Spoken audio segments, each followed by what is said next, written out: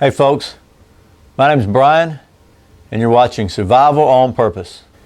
In today's video, we're going to talk about making a sheath for an Old Hickory Butcher Knife. Stick with me.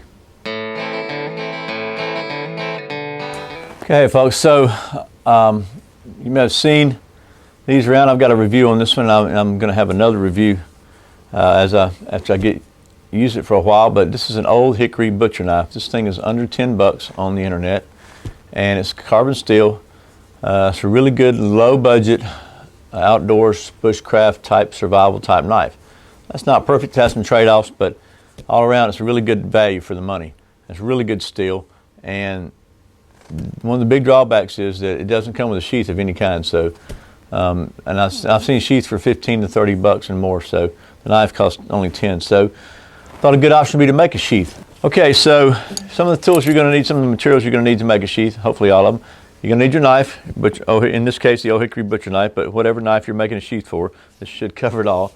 You're going to need a pretty good sized piece of leather depending upon your knife. Now I bought a whole bag of leather from Hobby Lobby for like around $7-8 bucks. It's kind of scrap. This is probably one of the biggest pieces, but this is really about big enough. You're going to need some kind of paper. I used an old piece of a bag just to trace this on to make a pattern. We'll make a pattern first. You don't have to have it, but it's helpful to have a little leather punch. This is an old one. You can see one of the things is broken, but just poke a hole in leather. It just makes the sewing a little easier. A pencil, okay?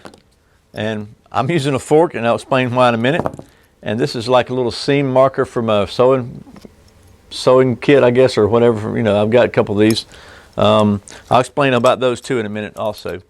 And then I've got this Speedy Stitcher sewing awl, and that's this here. So this kind of negates or alleviates the need for punching holes, but I find it still might be a lot easier if you punch holes because this leather is pretty tough. So let me talk about this little doohickey here for a minute.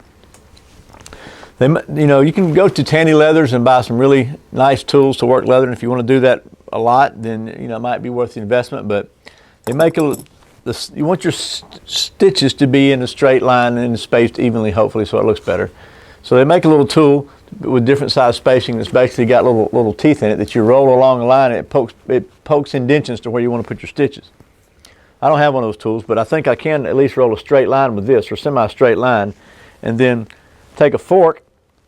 Those things are about 1/4 inch apart, and the tines are, and just space them out evenly along the line to kind of mark where I want my holes. Then you can punch the holes.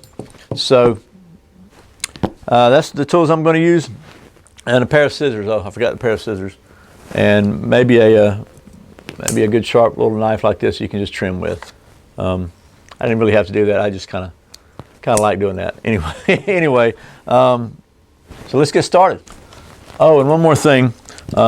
In my case, this Speedy Stitcher comes with some thread already in it, and it's white. You might want some different color thread, like wax thread or whatever. And you can take some, like maybe number 18 bank line or number 6 bank line to be smaller. I don't happen to have any of that right now, but I have a whole bunch of this whitish old wax thread I use for whipping ropes for the Boy Scouts. So we're going to have white stitching on this sheath. So now let's get started. Okay, so first thing you're going to want to do is determine how far up the handle you want your sheath to come.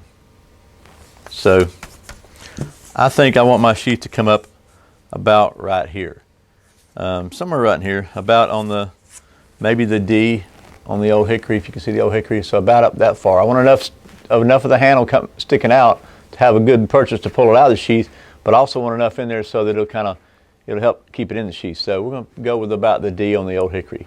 I'm just going to make a little mark on the handle so I have that for reference.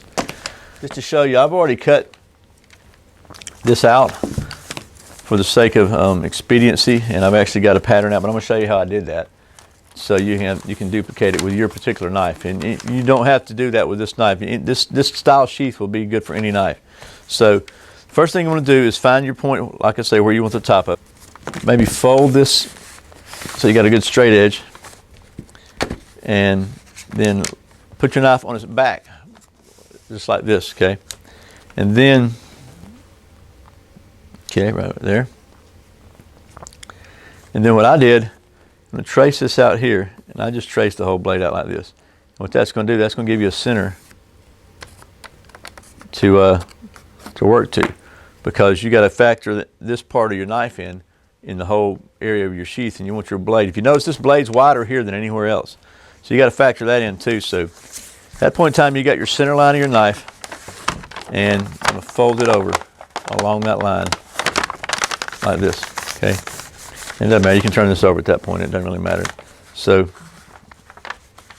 find out where you want your. Okay, so we're here, about right here. That's good.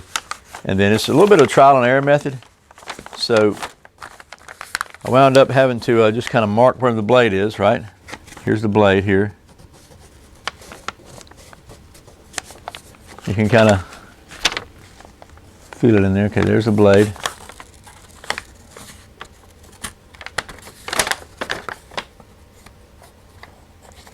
Now you can't make it that tight, obviously, because you won't have any room for the blade to get in and out. So I typically found what I wanted to do was just go ahead and pull this out. If you lay it like this, okay, and then roll it down to the side so that now this is off center enough of half the width of the knife handle. And I just want to make sure that this is wide enough here when I come up top, so I just kind of made it about like this. And you want it to be bigger than your knife because you really want room for a welt. And we're going to talk about what a welt is in a minute. But somewhere along the neighborhood of this, and really, even though the handle's narrower, you got to have room for this to fit in, this part here. So you want to go ahead and make the whole sheath that wide. And so what I wound up with on mine, this is the pattern I wound up with. You see it's even a lot bigger.